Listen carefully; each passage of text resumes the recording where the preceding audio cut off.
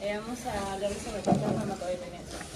Los integrantes están, soy yo, Shirley Añanga, mi compañero Yair y mi compañera que la vamos a escuchar a través del acto. Espero que la puedan escuchar todos y tengamos su mayor atención. Siguiente, por favor. Bueno, los puntos que vamos a ver son las definiciones de lo que es la tolerancia, qué es la dependencia, qué es el hábito.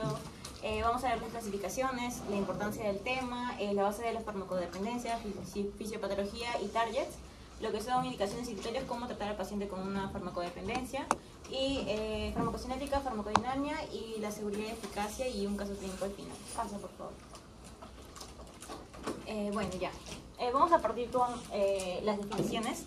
El primero tenemos el hábito, que es el uso reiterado de una droga, medicamento o fármaco, ¿no? De forma indiscriminada. Otro es la dependencia. Va a existir dos tipos de dependencia, física y psicológica o psíquica. En el Goodman, si no me equivoco, dice que la dependencia física es ya se dice como una dependencia, y la dependencia psicológica se lo nombra como una adicción. La dependencia psicológica es cuando el paciente quiere consumir justamente esta droga, medicamento, fármaco para poder obtener efectos gratificantes, ¿no? Y para así evitar, ¿no?, los efectos negativos por su privación del medicamento. Y la dependencia física es ya cuando presenta ya la necesidad, que ya es un estado fisiológico adaptativo que va a generar esta necesidad de querer consumirlo, ¿no? Y tener que, ya de tanta consumo de este fármaco, va a generar lo que es la tolerancia, que esta es la necesidad de que el paciente va a tener para poder obtener el mismo beneficio, pero incrementando las dosis. Entonces, si el paciente no incrementa las dosis, no va a tener los beneficios gratificantes, no va a sentir, no sé, euforia, felicidad y unos ejemplos que vamos a ver más adelante. Siguiente, por favor. Ya, por ejemplo, podemos ver en el caso de los opioides se encargan de manejar el dolor, ¿no?, que es lo más común. Lo normal es que se va a fosforilar, se va a acoplar, se va a desfosforilar, se va a desensibilizar, se va a endositar, y esto se va a desfosforilar para que se pueda separar y se pueda recaptar, por así decirlo. Es un mecanismo. Pero lo que va a pasar en la tolerancia es que se va a inhibir todo este proceso. Entonces, por lo cual, estos efectos no se van a dar. Obviamente el paciente va a requerir mayor dosis para que pueda tener los efectos gratificantes. Siguiente, por favor. Dale al otro. Ya, entonces, eso más o menos es lo que está planteado en las definiciones anteriores. El paciente va a liberar dopamina, va a generar sus efectos gratificantes en el núcleo accumbens, va a generar todo este sistema de recompensa. Inicialmente va a dar lo que es la dependencia psicológica, luego por el refuerzo positivo, los beneficios positivos que va a obtener el paciente, va a generar que el paciente se administre, ¿no?, se autoadministre. Va a generar un estímulo ya con efectos físicos, generando lo que es la dependencia. Entonces, ya no va a ser psicológica, sino física. Entonces, el paciente, al tener estos efectos buenos para él, le va a generar una tolerancia, donde yo había comentado que a pesar de tener la dosis normal como la tenía y que le hacía el efecto positivo, ya no le va a generar eso, sino va a requerir de más dosis. Entonces va a generar, por su abstinencia, va a generar un refuerzo negativo, y todo esto va a ser como un círculo vicioso, ¿no?, donde el paciente se va a autoadministrar y va a generar todo lo que ya les comenté. Siguiente. Ya. Brenda, ¿me escuchas? Clasificación, por favor. Sí. Ok, entonces en cuanto a clasificación, tenemos la clasificación mecanicista de las drogas de abuso, que bueno, esto se va a referir a una categorización basada en lo que es los mecanismos de acción de estas sustancias dentro de lo que es el sistema nervioso. Y pues las va a clasificar en principalmente en tres subgrupos. Primero tenemos los fármacos que activan los receptores acoplados a proteínas G. Después tenemos los fármacos que se unen a receptores ionotrópicos y canales iónicos, y por último vamos a tener los fármacos que se unen a transportadores de aminas biogénicas. En cuanto al primer grupo, tenemos a los opiáceos, que estos tienen como un objetivo molecular principal al receptor mu opioide, que van a ser bueno, va a tener una acción agonista y va a tener un efecto en las neuronas de la dopamina de desinhibición y un riesgo relativo de adicción, teniendo como base el 1, que va a ser no adictivo, y el 5 como altamente activo. Tenemos un riesgo relativo de adicción de 4, es decir, bastante adictivo, ¿no? Y bueno, después tenemos los cannabinoides, por ejemplo, que viene a ser el receptor de cannabinoides tipo 1, con una acción agonista y un efecto de desinhibición con un riesgo relativo de 2, es decir, levemente adictivo. En cuanto al ácido gamma hidroxibutírico, este viene a ser lo que es el éxtasis líquido, y pues va a tener como objetivo molecular el receptor GABA tipo B y una acción agonista débil, con un efecto de desinhibición y bueno, un riesgo relativo de adicción que no está esclarecido. Como último, dentro de estos fármacos vamos a tener el LSD, la mescalina y la psilocibina, con un objetivo molecular del receptor de serotonina tipo 2A, y este va a tener una acción de agonista parcial con un efecto aún no esclarecido y un riesgo relativo de adicción de 1, es decir, que no es adictivo. Entonces, como segundo grupo, como mencioné, pues los que se van a unir a receptores ionotrópicos o canales iónicos. Tenemos primero la nicotina, que por ejemplo, su objetivo molecular está en el receptor nicotínico de acetilcolina, que este va a tener una acción agonista y su efecto sobre las neuronas de la dopamina va a ser de exhibición, con un riesgo relativo de bastante adictivo. Después tenemos al alcohol dentro de este subgrupo. Como podemos ver, tiene distintos objetivos moleculares, ¿no? Dentro de ellos el receptor GABA tipo A, tenemos el de serotonina 3, el receptor de serotonina 3, tenemos también nuevamente el receptor de nicotina de acetilcolina, también tenemos el receptor de N-metil aspartato y los canales KIR3. Y bueno, esto va a tener un efecto de excitación y a su vez de desinhibición, ¿no? Y como un riesgo relativo de moderadamente adictivo, con el valor de 3. Y entonces, después tenemos a las benzodiazepinas con un receptor de GABA tipo A, teniendo una acción de modulador positivo y un efecto de desinhibición con un riesgo relativo de adicción y moderadamente adictivo. Por último, en este grupo tenemos el fenfetilina y la ketamina, donde podemos ver que el objetivo molecular es el N-metil aspartato, con una acción antagonista, pero un efecto todavía no esclarecido y un riesgo relativo de no adictivo, con el valor de 1. Y por último tenemos a los fármacos que se unen a los transportadores de aminogénicas, donde se encuentra la cocaína, con objetivo molecular de transportador de dopamina, transportador de serotonina y transportador de norepinefrina,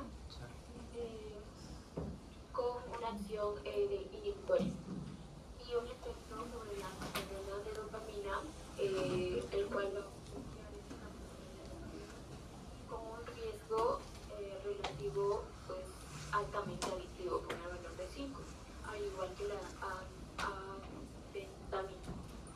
Y bueno, esta ketamina tenemos que al igual tiene un objetivo molecular muy parecido a la cocaína, sumándose también el transportador de vesículas de dopamina, y al igual que el éxtasis, va a tener una acción de revertir el transporte y un efecto de bloquear esta captación de dopamina y disminuir una disminución sináptica a nivel sináptico y un riesgo relativo, bueno, como ya mencioné, altamente adictivo.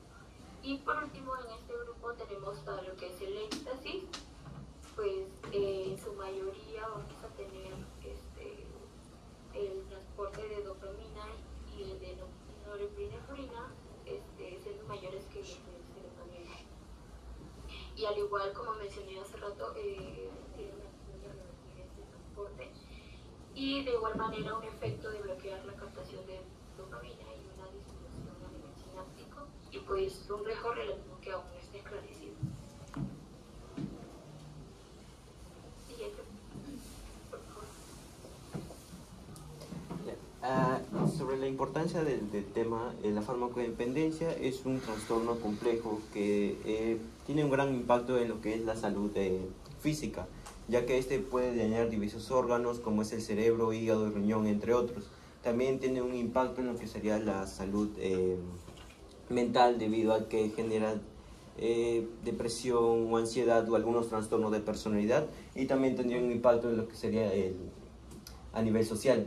Acá en esta imagen podemos ver que que la forma y patrón de uso y la cantidad de uso tiene relación con la dependencia, efectos psicoactivos y efectos tóxicos y efectos bioquímicos, que estos efectos también guardan relación con las enfermedades crónicas, sobredosis, lesiones, problemas sociales agudos y problemas sociales crónicos. En la siguiente tabla, esta es una tabla que habla sobre la frecuencia del consumo de sustancias según las características sociodemográficas, que fue publicado en el 2022, donde muestra una gran prevalencia de lo que sería alcohol. Y si hablamos a nivel del sexo, mayormente los hombres son los que consumirían el alcohol. Y si hablamos a nivel de la región, vemos que Lima es más prevalente en consumir, digamos, el alcohol. Esto, la importancia digamos, de tocar este tema es importante porque hablamos de mejorar el estilo de vida y también el bienestar de la persona que está adicta a diferentes sustancias.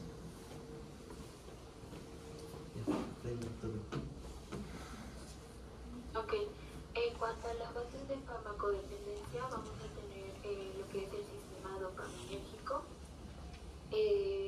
también denominado sistema dopaminérgico mesocorticolímbico.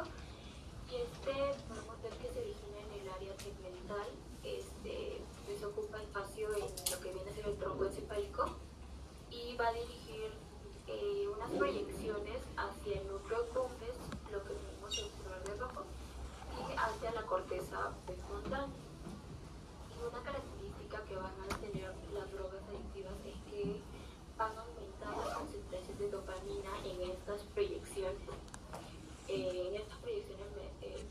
Mesocorticolímicas, y bueno, esta liberación de la dopamina es la que juega un papel crucial, ya que pues estas son las que inducen esta conducta que se tiene de adicción compulsiva, ¿no? Entonces es por ello que este tema es muy importante, porque en sí es la liberación de la dopamina es la que juega pues el papel crucial aquí, ¿no? Siguiente. Como dijo mi compañera, las drogas tienen algo en común, y es que estimulan de manera exagerada el sistema dopaminérgico para que éste liberen dopamina en el núcleo accumbens, dando la sensación de euforia y placer. Como vemos en la imagen, digamos, el cuerpo de las neuronas que liberan la dopamina se encuentra en el área tegmental ventral. Esta se proyecta hacia la amígdala, el núcleo accumbens, la corteza prefrontal y el septum. Como dijo mi compañera en un principio, esta sensación de euforia y placer que tiene, digamos, la persona adicta, va a querer tener de nuevo esa necesidad, se va, digamos, administrar de nuevo esas sustancias una y otra vez. Sin embargo, el cerebro, digamos, por algo así, se adapta y baja la sensibilidad de los receptores de dopamina. A este proceso se le llama tolerancia. Sin embargo, eso no queda ahí, porque la persona, al no tener la misma satisfacción que antes tenía, va a querer aumentar más las dosis. Estos genera, digamos, problemas neuroadaptativos, porque está alterando el sistema normal, haciendo que sea dependiente no solo física, sino también psicológicamente, haciendo que este paciente sufra síntomas de abstinencia cuando, digamos, deje de consumirlo. En este gráfico podemos ver a la nicotina, en este caso, que actúa como un agonista, estimula a la neurona que libera dopamina, y este va al núcleo accumbens. Acá también podemos ver que la nicotina estimula la secreción de glutamato, estimula también a la neurona para liberar dopamina. En este caso vemos a los opioides. En este caso los opioides inhiben la secreción de GABA, lo que normalmente GABA es, trata de mantener el control trata de mantener el control porque, digamos, GABA se une a un receptor, a un canal iónico, para que deje entrar cloro en su citoplasma, para que se hiperpolarice y no llegue a secretar el neurotransmisor correspondiente de cada neurona. Sin embargo, como acá está siendo inhibido, el GABA no puede ser secretado y no puede haber un buen control. Acá también vemos que la nicotina y el alcohol hace que los opioides también, las neuronas que liberan opioides, liberan el opioide en lo que serían las neuronas que secretan GABA, y también ahí habría una desregulación debido porque no habría control acá. Bueno, lo que sería los targets terapéuticos vendría a ser las neuronas correspondientes como opioides, los que liberan opioides, dopamina, y los que serían el glutamato. Normalmente para el tratamiento que se da para el síndrome de abstinencia se da agonistas, pero estos agonistas, digamos, son de corta vida o son, digamos, parciales, porque el propósito de es, digamos, es de que poco a poco deje, digamos, de consumir estas sustancias. Sin embargo, cuando este paciente ya cumple un tiempo determinado del tratamiento, al final se le da, digamos, antagonistas propiamente de lo que está consumiendo.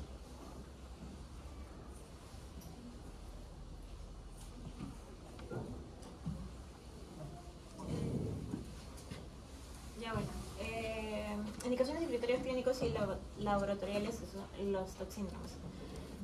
Los toxíndromes van a ser un conjunto de signos clínicos, signos y síntomas. Por ejemplo, en el sistema colinérgico, uno de los principales va a ser lo que son los órganos fosforados. ¿Cuál va a ser su clínica? Hay un acrónimo que se llama DAMBORS, va a presentar diarrea, va a diferentes signos. Va a haber bradicardia, va a haber miosis, va a generar los ruidos abdominales aumentados y diaforesis. Su antídoto va a ser lo que es la atropina.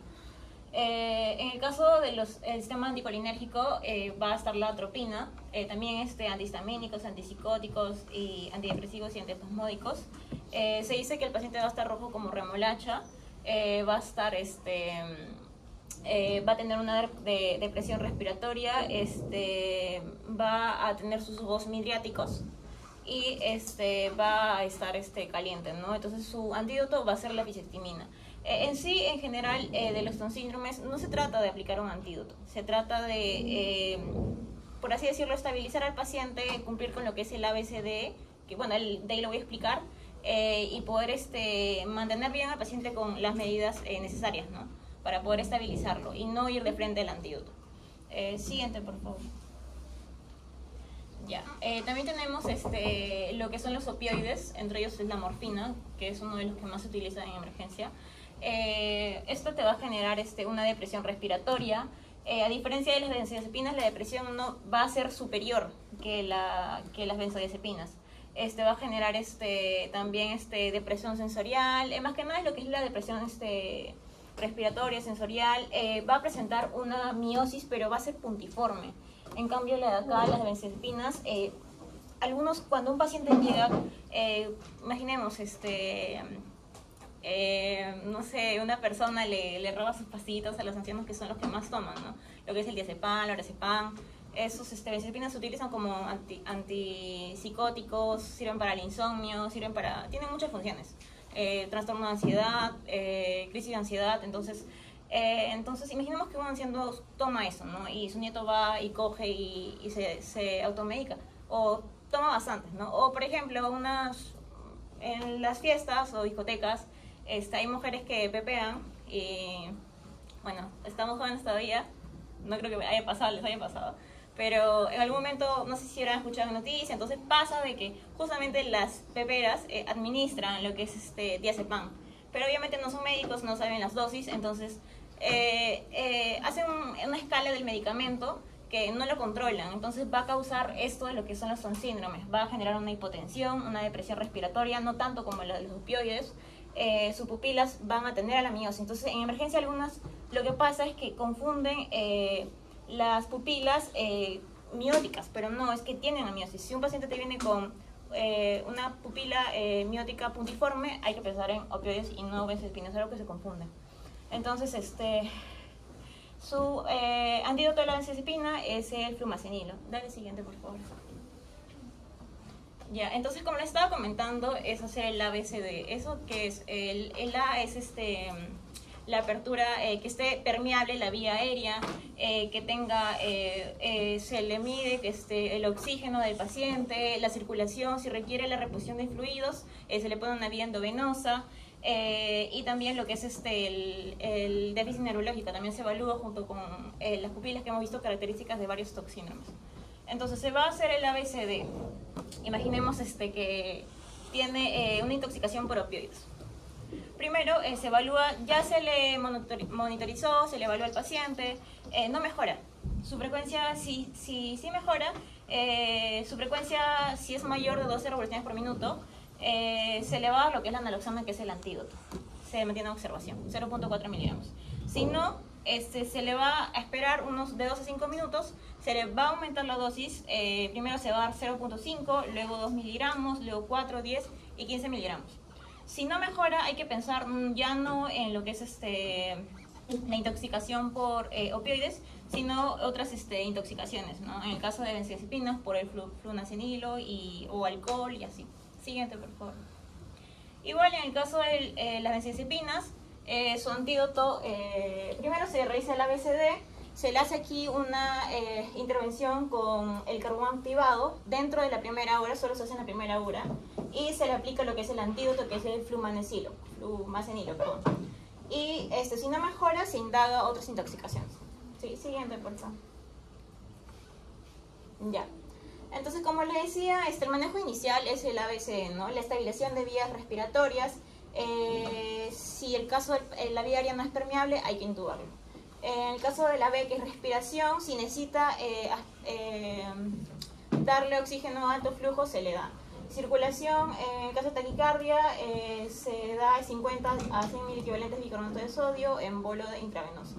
Y si tiene discapacidad o desestabilización neurológica, se da lo que es el cóctel de coma, que sea dextrosa, oxígeno, naloxona, que es en el caso de opioides, el antídoto.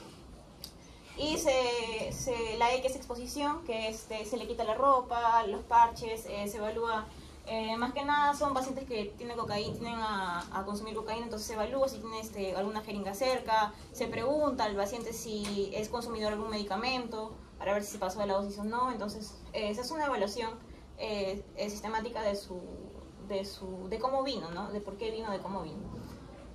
Siguiente, por favor.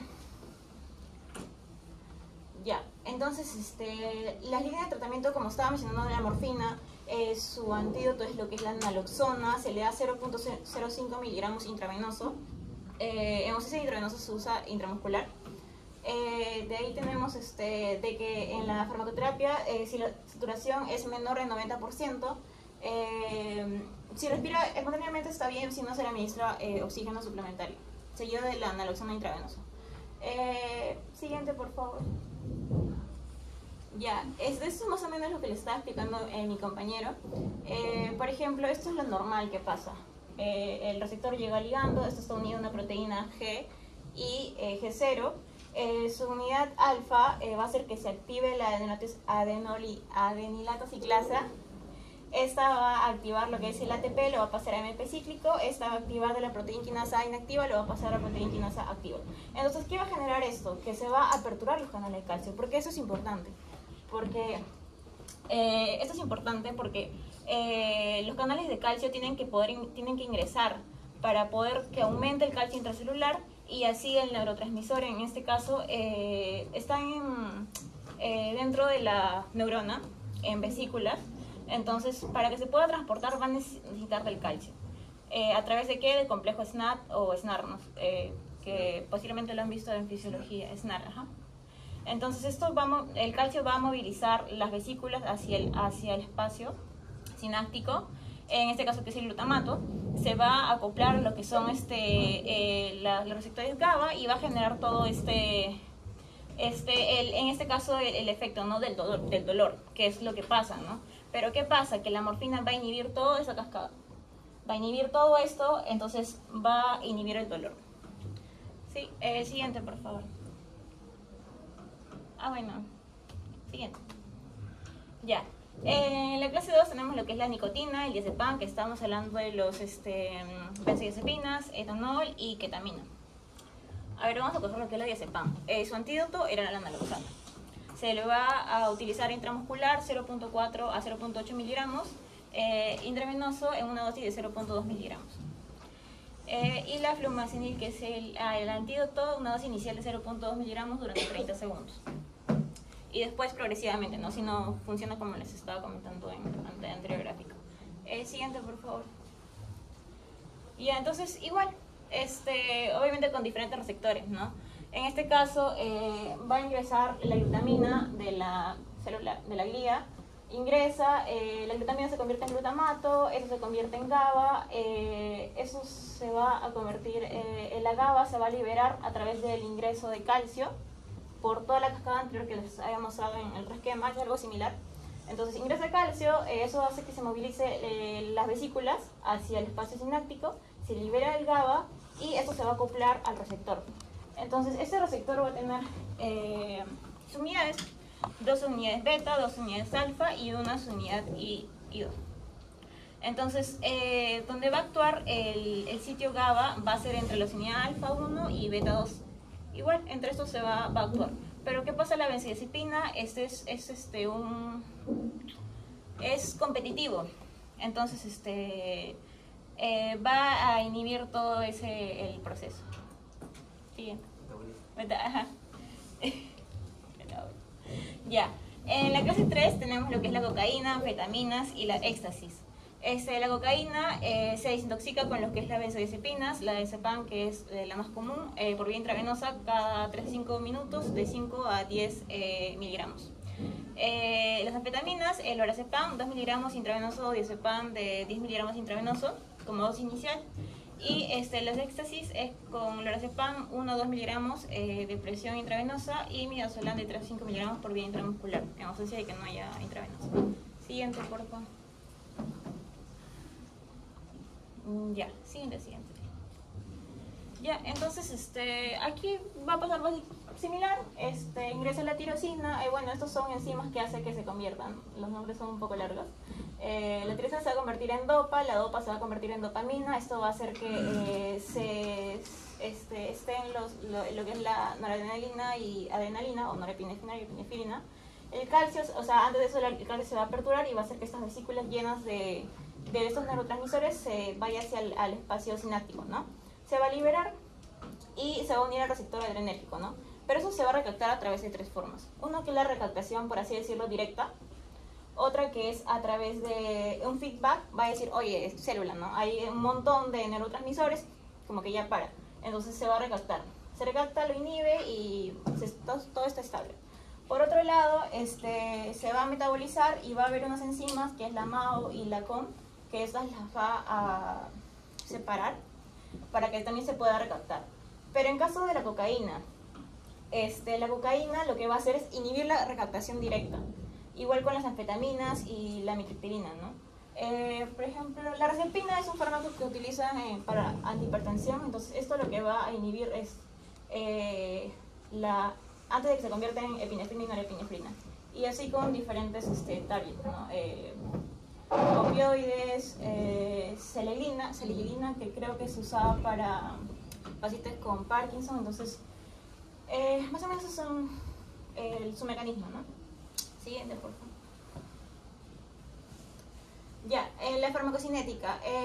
La morfina va a tener una absorción hidrofílica, a diferencia del cannabis, que es lipofílica. Esto quiere decir de que se va a unir, se va a dar más rápido su efecto. Como vemos, el cannabis tiene un mayor porcentaje de unión a proteínas en la distribución, 95-99%.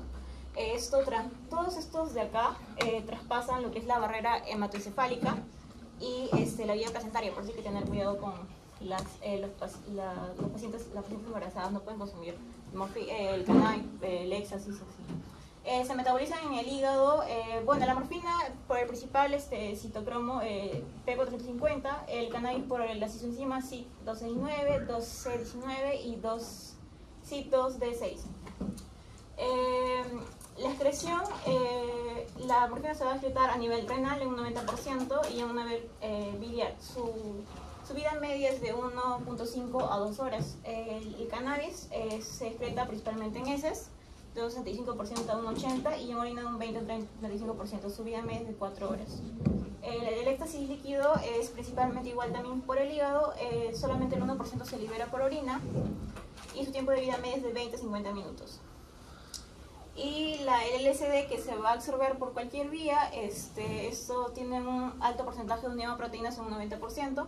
También se va a metabolizar en el hígado y su excreción va a ser renal y biliar. Siguiente, por favor. Ya, las de clase 2. Ahí tenemos lo que es la nicotina, el diazepam, el etanol y la ketamina. Todas se van a absorber por vía oral. La nicotina también se puede absorber por vía transdérmica, que es un poco más lenta, intranasal. Y el fármaco tiene que ser hidrofílico.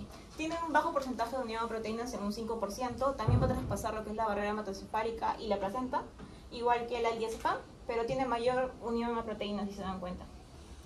De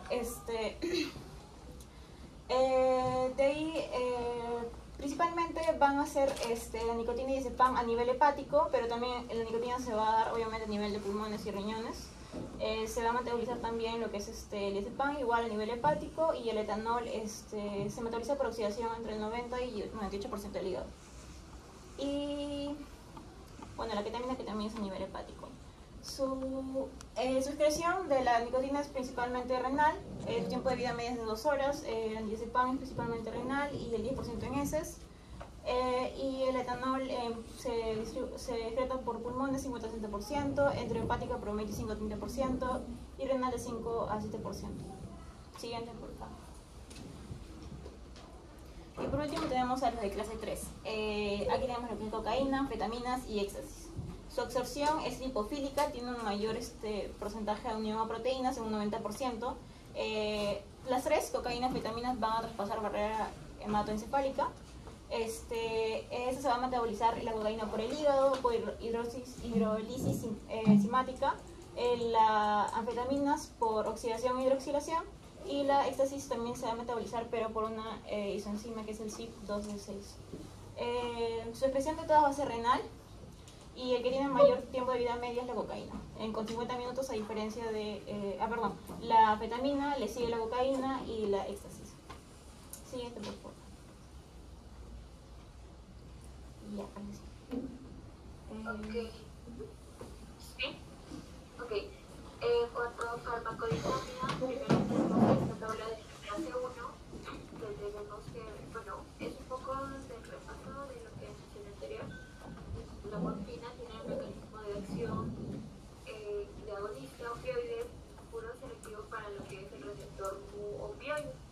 Y pues su modo de acción es inhibir la liberación del GABA, obteniendo un efecto analgésico.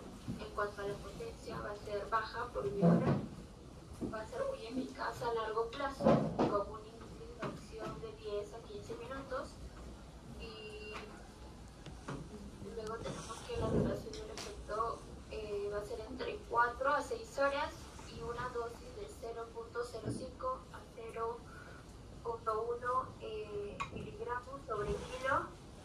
una regulación de rápida tolerancia. En cuanto al cannabis, pues como había mencionado, también va a tener una acción de agonista en los receptores CB1 y CB2. De igual forma va a inhibir la liberación del GABA y va a tener un efecto anticonvulsivo y una potencia alta vía inhalación, a través de inhalar, y una eficacia muy eficaz y un inicio de acción después de 3 a 10 minutos, como máximo 2 horas. Y luego tenemos la duración del efecto entre 2 a 3 horas, pues es menor que la morfina, como podemos ver. Y una dosis muy valente de si adquiere un efecto ligero o un efecto intenso. Y una regulación mediante un síndrome de abstinencia, al igual que el éxtasis líquido.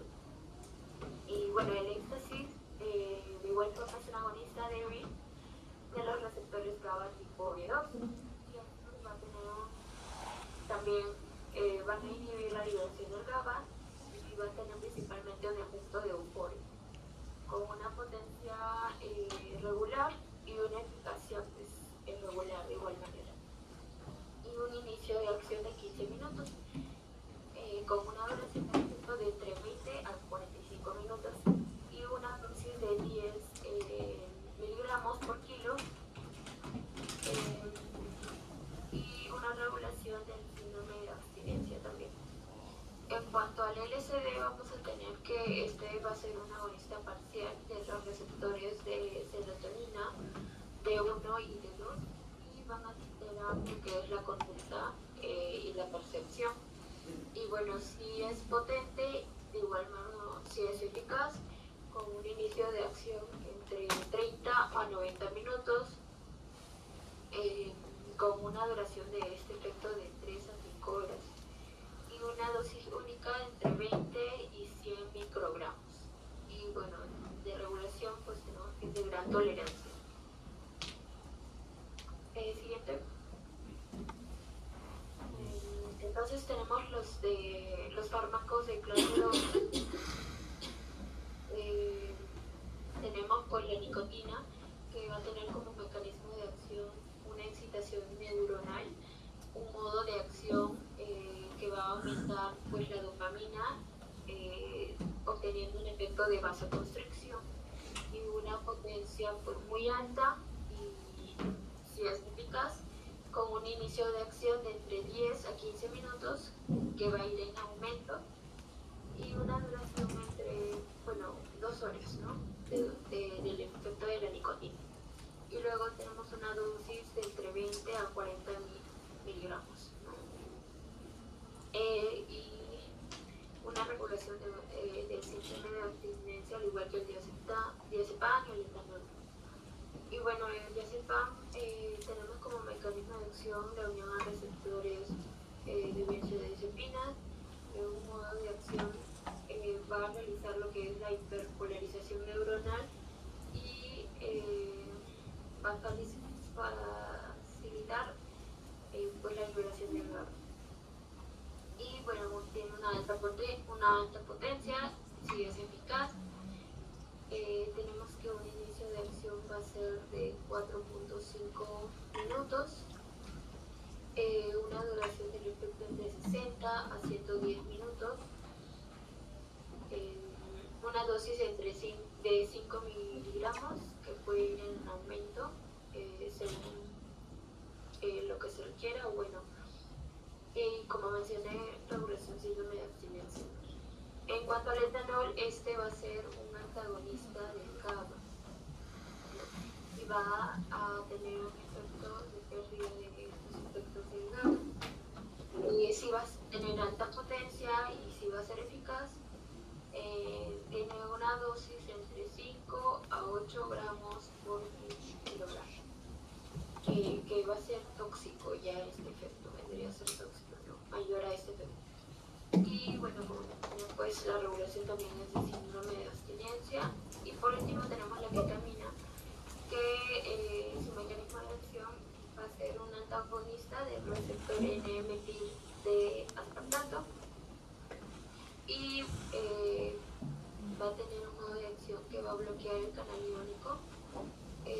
Como recordamos, estos fármacos de clase 2 son los que pues, van a estar interactuar con los receptores iónicos o con canales iónicos, ¿no? Y bueno, tenemos que la ketamina va a tener una alta potencia, si va a ser eficaz y pues un inicio de acción intravenoso entre 1 a 2 minutos, intramuscular entre 2 a 5 minutos, ¿no? Y una duración del efecto de 1 a 2 horas, al igual que el diazepam. Y bueno, una dosis a nivel intravenoso de 1 a 4.5 microgramos por kilo, y a nivel intramuscular pues va a ser mayor esta dosis y tiene una regulación de tolerancia rápida. Siguiente. En cuanto a los últimos fármacos, los de clase 3, estos, por ejemplo, tenemos a la cocaína, que va a bloquear los transportadores de amina, al igual que la anfetamina. Y bueno, los modos de acción de la cocaína va a hacer potenciar la acción de la dopamina, generando euforia. Pues sí tiene potencia y sí tiene eficacia. Con un inicio de acción de la cocaína a través de la inhalación en 15 a 30 minutos, y a través de fumar pues entre 5 a 10 minutos. Es más rápido. En cuanto a la duración del efecto, pues 1 hora, y la dosis no debe exceder a los 3 miligramos sobre kilogramo, pues ya se hablaría de efectos tóxicos, ¿no? En cuanto a la regulación, pues también tenemos que aquí va a generar el síndrome de abstinencia, al igual que las anfetaminas, ¿no? De igual forma, las anfetaminas pues tenemos que actuar en los transportadores de amina, generando un incremento de liberación de norepinefrina y dopamina y serotonina, y va a dar la sensación de alerta. En cuanto a potencia, pues sí tiene una potencia alta y es eficaz, y va a tener un inicio de acción de 30 minutos, ¿no? Máximo de 30 minutos. En cuanto a la duración del efecto vía oral, pues tenemos de 4 a 8 horas, y dosis pues vamos a tener entre 5 a 15 miligramos. Y bueno, también va a generar el síndrome de abstinencia. Y por último tenemos al éxtasis, que va a estimular receptores GHB y los de GABA-aminobutyrosis, cual va a tener un efecto sedativo y va a tener alta potencia y eficacia, con un inicio de acción entre 15 minutos y duración del efecto de 4 a 5 horas. Y una dosis oral épica suele ser entre 1 a 2 tabletas, ¿no? De 100 miligramos cada uno. Y por ejemplo, es el único que de los fármacos de clase 3 que no va a generar un síndrome de abstinencia. Siguiente.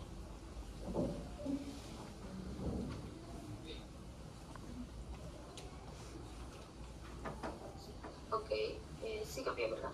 Sí. Entonces tenemos, en cuanto a seguridad de la clase 1, pues tenemos los RAMs, las contraindicaciones, pues algunos detalles en cuanto a embarazo y lactancia, y otros, ¿no? Por ejemplo, tenemos aquí los dos primeros, como la morfina y el cannabis. En cuanto a la morfina, pues en los RAMs se habla de lo que son depresión respiratoria, como anteriormente estuvimos comentando mis compañeros, náuseas, vómitos, confusión mental, una disforia, lo que viene a ser disforia, estreñimiento.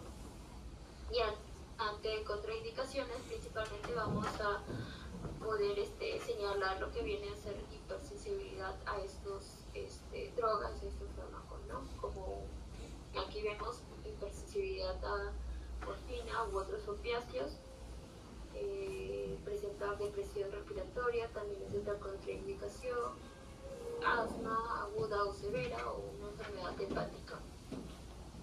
En cuanto al embarazo, pues el uso regular durante el embarazo va a producir lo que es dependencia química, ¿no? Porque como mencionaba, pues estos van a atravesar la barrera principal. Entonces, tenemos que en interacciones, pues no se va a recomendar el uso de la morfina con antihipertensivos, naltrexona o inhibidores de monoaminoxidasa. Y bueno, se va a monitorear lo que son signos vitales ante esto, ¿no? Ante este fármaco. Después tenemos el cannabis.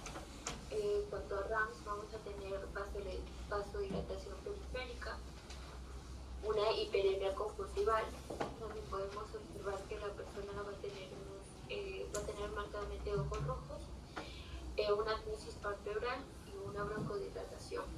Y de igual forma vamos a ver que en cuanto a contraindicaciones va a estar la hipersensibilidad a estos cannabinoides, antecedentes de personas o conocidos con sospecha o que tienen esquizofrenia. Y en cuanto al embarazo y lactancia, va a haber alteraciones en lo que es el intercambio placentario.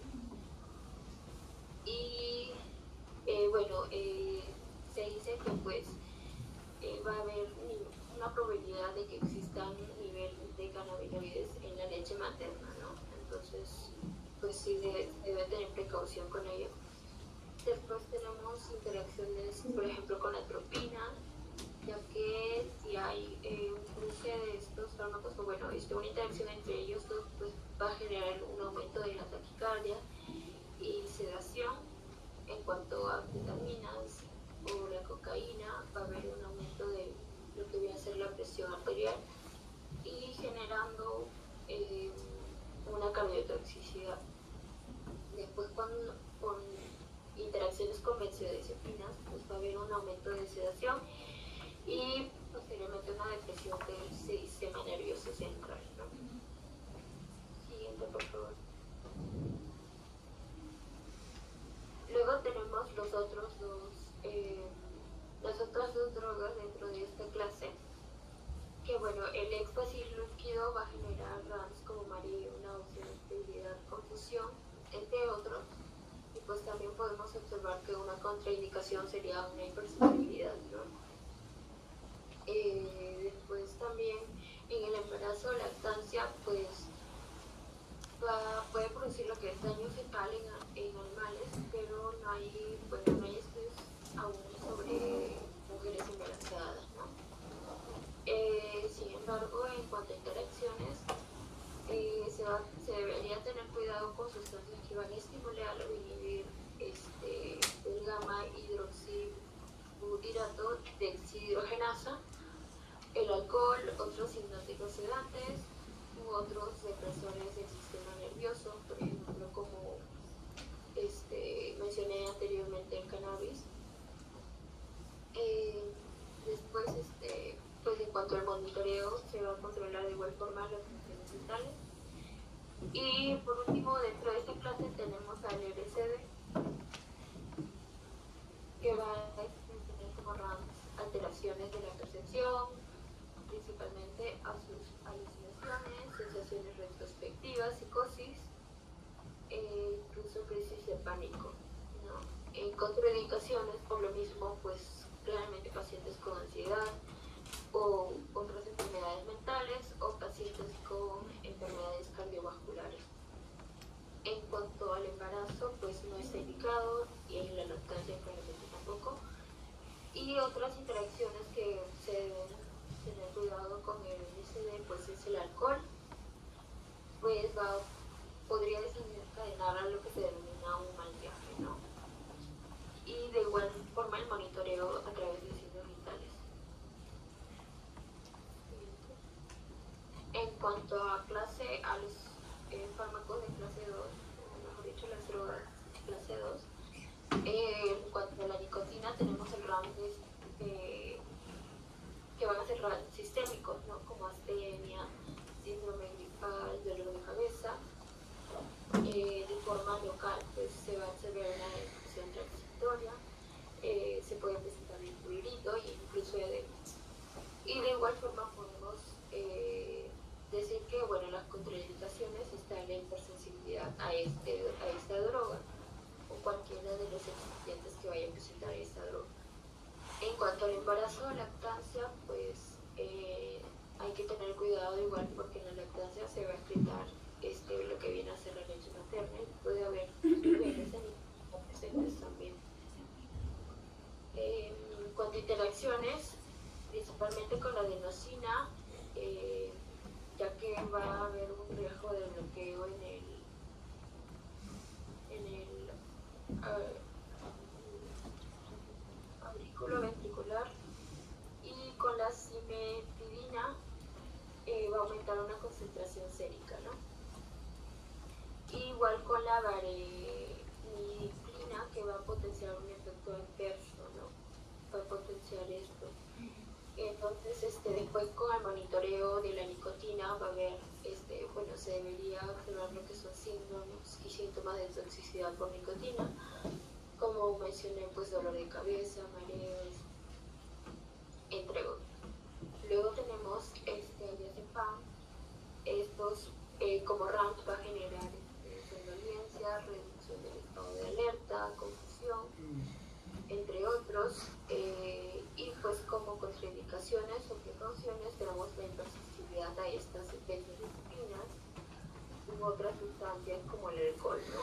Que puede generar insuficiencia severa respiratoria o insuficiencia hepática severa. En cuanto al embarazo, bueno, en cuanto a la lactancia, hay que tener cuidado también, ya que se va a excretar con la leche materna lo que viene a ser un metabolito, el diazepam, el desmetildiazepam. Y en cuanto al embarazo, pues también va a atravesar la placenta y va a acumularse lo que viene a ser toda la circulación fetal. Y hay que tener precaución con las interacciones que pueden generar con los neurolépticos. Hipnóticos, con el alcohol, con la cisalpida y con la cimetidina. Y en cuanto al monitoreo, pues también hay que estar pendientes de lo que vienen a ser las funciones vitales, ¿no? Y el estado mental. Después tenemos los otros dos drogas dentro de esta clase. Pues el etanol va a generar RAMS con de altas concentraciones, va a deprimir lo que es la acción medular, va a inducir a náuseas, dolor de cabeza, somnolencias. Y en cuanto a contraindicaciones, pues hipersensibilidad a esta misma droga, precauciones con las crisis comiciales, con el coma diabético también. Esto, bueno, el etanol va a poder agravar lo que es una úlcera péptica, puede generar o agravar también una disfunción renal o hepática. De igual forma, agrava pues diabetes mellitus y pues si una persona presenta epilepsia, pues aún peor, ¿no? En cuanto al embarazo, lactancia, pues igual va a estar presente el etanol en la leche materna. Y en cuanto al embarazo, también va a atravesar la placenta, ¿no? Algunas interacciones, pues con el alcohol etílico va a potenciar estos efectos tóxicos, efectos adversos, ¿no? Y en cuanto al monitoreo, pues va a haber una terapia antídoto de niveles de etanol en sangre cada 1 a 2 horas, luego en un estado estable y luego cada 2 a 4 horas, ¿no? Se recomienda pues tener hidratado a una persona con una sobredosis de etanol. Luego, en cuanto a la ketamina, los RAMS son alucinaciones normales, pesadillas, confusión, entre otros. Y bueno, contraindicaciones, hipersensibilidad a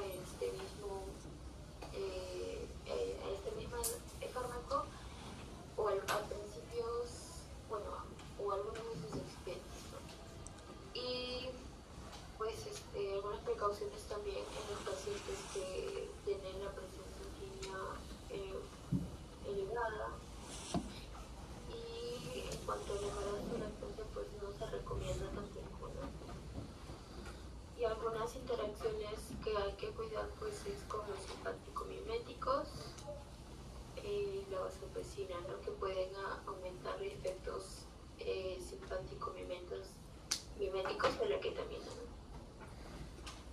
Siguiente.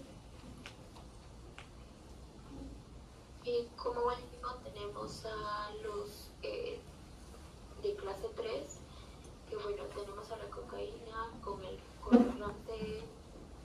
Por ejemplo, en una etapa inicial se puede presentar hipertensión arterial, vasoconstricción generalizada, una taquicardia ventricular y bueno, también hay RAMs en dosis bajas que va a generar radicales sinusal y otros efectos avanzados como arritmias, taquicardias, fibrilación ventriculares, isquemias miocárdicas, ¿no? Infarto de miocardio e incluso insuficiencia cardíaca congestiva. En cuanto a contraindicaciones, pues enfermedades claramente como una enfermedad cardíaca, ¿no? Antecedentes de arritmias, convulsiones, hipertensión arterial, hipertiroidismo, entre otras. Y hay que tener extrema precaución con los pacientes ancianos, ¿no? O alguna enfermedad aguda que puedan presentar. En cuanto al embarazo o la lactancia, pues este también va a cruzar la barrera hematocefálica y la placenta y se va a excretar también en la leche materna, ¿no? En cuanto al embarazo, pues sí va a haber riesgo de un aborto espontáneo, una prematuridad o incluso un desprendimiento prematuro de lo que es la placenta. En cuanto a interacciones, hay que estar precavidos con el uso de antihipertensivos, agentes bloqueantes y la epinefrina, ¿no? Que va a aumentar el riesgo de desarrollar arritmias o hipertensión. En cuanto a las anfetaminas, pues los RAMs tenemos enrojecimiento, palidez, cianosis, fiebres, taquicardias, incluso hemorragias u otros accidentes vasculares que puedan ocurrir. Y de contraindicaciones tenemos a personas con hipertiroidismo, personas que presentan glaucoma, que presenten diabetes o otras enfermedades cardiovasculares, ¿no? Como tiene hipertensión o arritmia.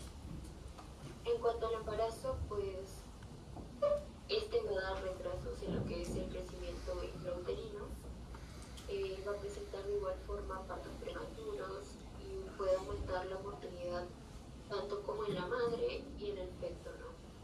Y el recién nacido. En cuanto a interacciones con otros estimulantes que pueden interactuar, pues va a haber un aumento de la probabilidad de sufrir episodios de sobreestimulación, ¿no? Y con otros depresores puede hacer que estos efectos se contrarresten, ¿no? Incluso pues de estar sobreestimulado puede pasar a tener un sistema nervioso totalmente deprimido. En cuanto al monitoreo, pues en ambos se va a vigilar lo que son los signos vitales. Siguiente. Y como último, dentro de la clase 3, pues tenemos el éxtasis, que va a tener como RAM reacciones tóxicas agudas como adormecimiento, mareos, cefaleas. Y en dosis altas de éxtasis puede ocurrir bradicardia. En cuanto a sus contraindicaciones, esta va a dar respuestas simpático-miméticas intensas, incluso alucinantes, puede ocurrir un desbalance de electrolitos y puede llegar a ser hepatotóxico. En cuanto al embarazo, pues sí va a atravesar esta barrera placentaria, pudiendo afectar tanto al feto como a la madre. Y en cuanto a otras interacciones, pues cuando hay una interacción con el alcohol y éxtasis, va a aumentar lo que es la frecuencia cardíaca, puede dar un ataque temporal de un sueño imparable. Y de igual forma, el monitoreo, pues vigilar los signos vitales. Ahora yo voy a hablar de lo que sería la eficacia. En este vemos el estudio que se dio la comparación entre la clonidina y la dexmedetomidina, el cual evalúa el efecto que tiene sobre las personas que sufren con el síndrome de abstinencia, pero en este caso de opioides. Se utilizó un total de, como personas de pruebas, un total de 36 personas. En este artículo, en este estudio se utilizó lo que es la escala clínica de abstinencia de opioides, el cual evalúa los síntomas psicológicos y físicos de las personas, y también ayuda a lo que sería a la toma de decisiones a la hora del tratamiento. En este método se utiliza los síntomas que son evaluados, por ejemplo, son diarrea, escalofríos, dolor de cabeza, entre otros. Cada uno es sumado con un puntaje 0, significa ausente, 1 significaría leve, 2 moderado y 3 severo. En esta comparación la conclusión fue de que los resultados combinados aportan pruebas sustanciales de que la dexmedetomidina podría resultar una alternativa más eficaz que la clonidina en los tratamientos del síndrome de abstinencia de opioides. En el corte de los pacientes examinados, estos hallazgos aportan información importante porque puede orientar la selección de la estrategia de tratamiento en el contexto de UCI, de toxicología, con importantes implicaciones para la práctica clínica. También acá tenemos otro artículo en el cual se hizo un estudio, en el cual también se hizo la evaluación por medio de los criterios clínicos de abstinencia de opioides, pero en este caso fue la diferencia de los efectos entre lofexidina y lo que es diazepam. Este tuvo como conclusión de que la loxidina fue similar y al menos tan eficaz como el diazepam para reducir la abstinencia, con su perfil de seguridad demostrando mayor retención del tratamiento y perfil farmacológico no adictivo. La loxedifina parece tener varias ventajas clínicas prometedoras sobre el diazepam. En este tenemos este caso clínico. Ya no tengo mucho tiempo, que un minuto se decía apuntar a todos, pero ya no tiempo. Así que le conozco. La primera parte de la exposición ha estado bastante bien, ya tienen nota. Para la última parte de la exposición ustedes han hablado de contraindicaciones de algunos medicamentos, de algunas drogas. Explíquenme cuál es la indicación clínica de la cocaína. Porque han hablado de contraindicaciones. Entonces, si hablan de contraindicaciones, obviamente es porque hay indicaciones. ¿Cuál es la contraindicación? La indicación clínica de la cocaína, la indicación clínica del LSD, del éxtasis. Dice que estos pacientes con estas características, con diferentes enfermedades, va a ser más perjudicial. O sea, sus RAMs no va a ser, o sea, van a ser más crónicas, por así decirlo. Y lo peor es que cuando lo han puesto, han dicho que pacientes que tener cuidado con la alimentación, ese tipo de pacientes, por hablar. Claro, o sea, de repente no en el tema de administrarse, no en el tema de que gente que se droga, ¿no? Claro, no hay indicación clínica. Claro, no hay indicación, pero nosotros somos médicos y de repente podemos saber, ¿no? Que tiene una interacción, de repente se contraindica con pacientes con convulsiones o con otras, no solamente cocaína, sino otras drogas que pueden generar una mayor cronicidad, ¿no? En sus enfermedades. Otra cosa, ¿cuál de todas las intoxicaciones puede producir irritación? ¿Cuál de todas? De todas. O sea, movimientos oculares.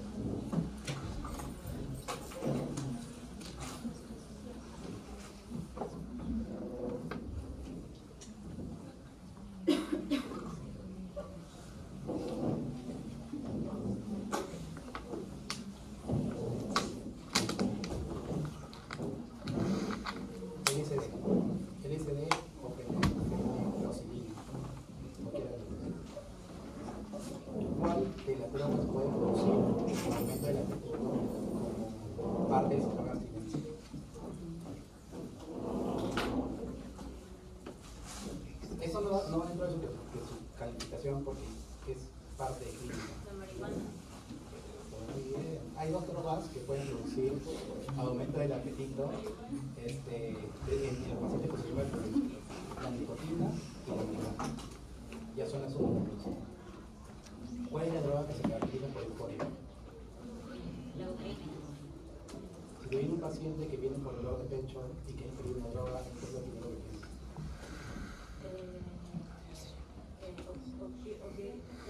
Dolor de pecho, hipertensión arterial,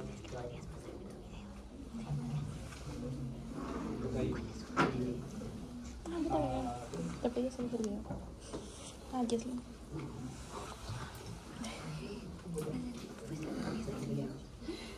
El fentanilo, ¿a qué tipo de intoxicaciones lo pondría?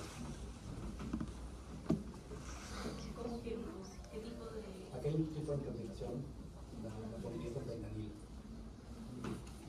O drogas zombie.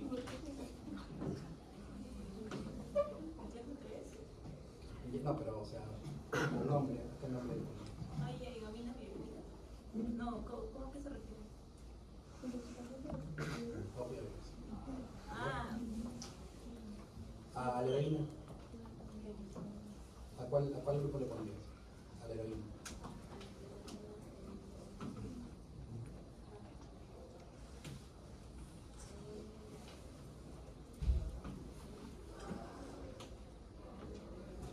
También intoxicación por opioides.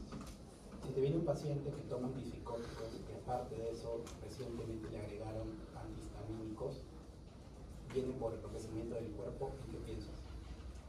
Enrojecimiento del cuerpo más alteración de la conciencia. Y no les estoy hablando de toda la clínica, solamente datos bien puntuales nada más, para que si es que en algún momento les viene atropina. No. antipsicóticos y le agregaron recientemente antihistamínicos. ¿Ansidroga? Colinérgico. ¿Ya? ¿Qué más? ¿Cuál es el neurotransmisor más importante involucrado en los problemas de dependencia médica? Muy bien.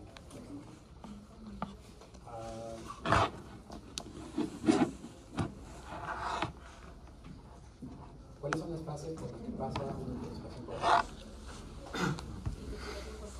alcohol? Con alcohol, ¿qué más? O sea, Intoxicación aguda. Sigue tomando. tolerancia, no, síndrome de abstinencia. No. Intoxicación aguda. Luego la concentración de alcohol sube. No. ¿Qué puede producir? Alucinosis alcohólica. Y luego delirium tremens. Ya, o sea, intoxicación aguda por alcohol, luego alucinosis alcohólica, y luego delirium tremens. Tengo un paciente que no maneja y toma, después de 48 horas termina siendo alteración del sensorio, con alteración de la percepción de la realidad, que se llama delirium tremens. ¿Qué más? Ya, lo así. Viene un paciente con intoxicación, que viene un paciente con pupilas multiformes, hipotenso, bradicárdico, o sea, condición grave. Opioide. ¿Qué le das? La naloxona, pero claro, no hay que dar directamente, ¿no? Pero Está bien. naloxona. Ya. Luego de la naloxona lo das en etapa aguda y luego lo continúas con. O sea, se aumenta su dosis, si no se. Ya Se lo aumenta controlaste. progresivamente. Ya lo controlaste. Luego. Flumazenil. No. ¿No? Lo hablaste. Dijiste opioides parciales. Buprenorfina. Pon naltrexona. Eso lo borramos abajo. Ya, betazepina, ya saben que es flumazenil. ¿Cuál es el tratamiento de la intoxicación por alcohol? Entiendo que no lo hablamos.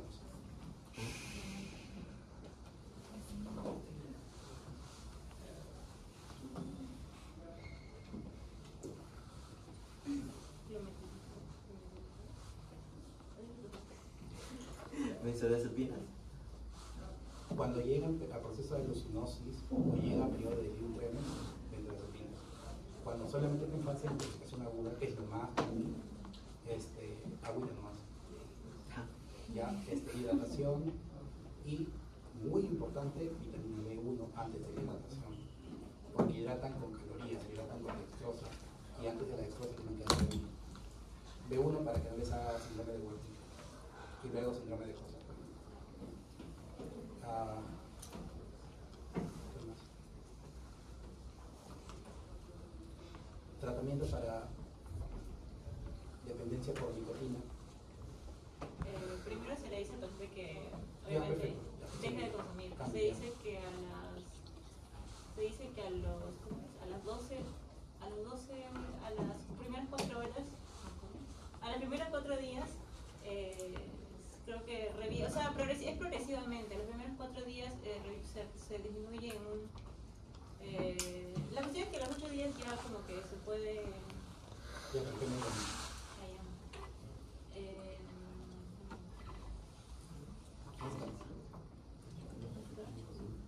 Muy propio.